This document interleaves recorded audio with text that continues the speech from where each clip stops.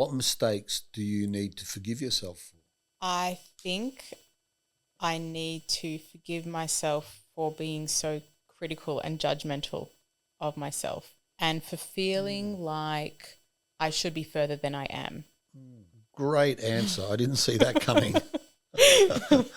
I love that. I thought it was going to be things you'd done to other people, but it was like stuff you've done to yourself. Yeah, the internal battles that I constantly feel, and just knowing I need to be kind to myself and accept that, okay, this is my walk of life and my journey. And because I think I can get caught up in, beating myself up about things, and it's no point because I just had to follow my own path, my own journey, learn the lessons in the way that worked for me. Yeah.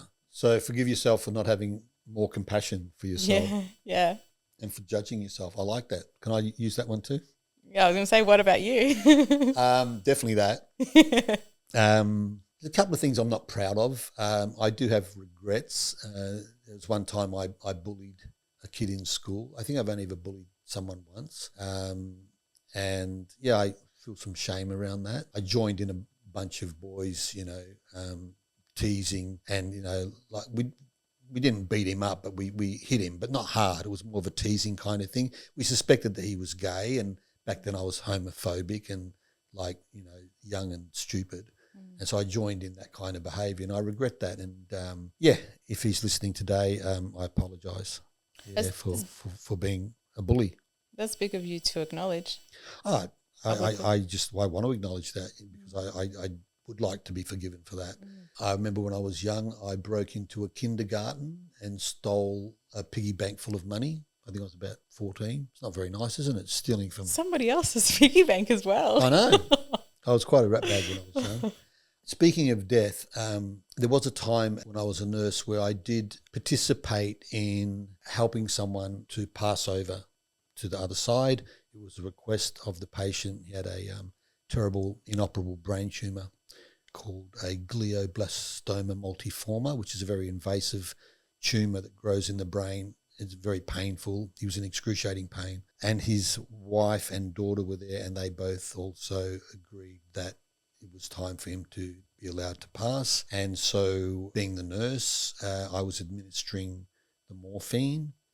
And I don't know if I want to be forgiven for that, but it's just something that, as a nurse, you're sometimes put in that position. You're not really given the training for we study a bit of ethics, but, each person's going to respond to that situation in a different way. And, at least once a year that comes in my mind. I'm like, did I do the right thing? Did I do the wrong thing? I don't think it's really a matter of right and wrong, because when I was trained to be a nurse, we were told that you're the patient's advocate, so you do for the patient what they can't do for themselves, and that's what he wanted. So I was his hands. There will be religious or spiritual implications behind that. I've only just recently reignited my faith, like I've started going to church again, which I hadn't done for years, and I don't know, I think the church's teachings on that would probably be that that was the wrong thing for me to do. So if it was in the eyes of God, then maybe I'd like God's forgiveness. But in terms of earthly and the material realm, I did what the patient requested of me, what the family requested of me, what was being asked of me, and what I would have liked the option of for myself. So I don't know if that means it was a selfish thing or whatever. What was the question again? What would you like to forgive yourself for? Oh, of course. I was a bit of a jerk in my 30s and 40s when I was living in America. The dating over in America is totally different than the dating scene here. So over there, you can be dating 3 or 4 people at a time. Very common. And I was doing that. During that time, I think I was a bit egotistical and self-serving. And I think I was careless and reckless with a few women's hearts. And it was fed back to me that one person in particular was very brokenhearted over the way I treated her. So, yeah, I'd like to be forgiven for that. I can probably add a few of them as well.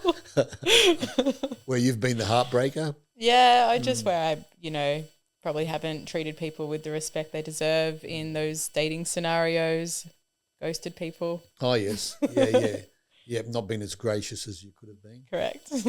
Yeah, nothing else is coming to mind. Yeah, well, that's good. Actually, that's a pretty clean slate. There's not a whole bunch of stuff there. I've done a whole lot of things that I'm not proud of, but I don't feel like I need to be forgiven for them. Yeah, well, you've probably you know, recognize the reasons why you've done them and also come to an acceptance of that's where you're at that point in life. That's right, which is coming back to not being too hard on yourself and having compassion for yourself. Yeah. Great questions, by the way. Thank you. All right. Your turn.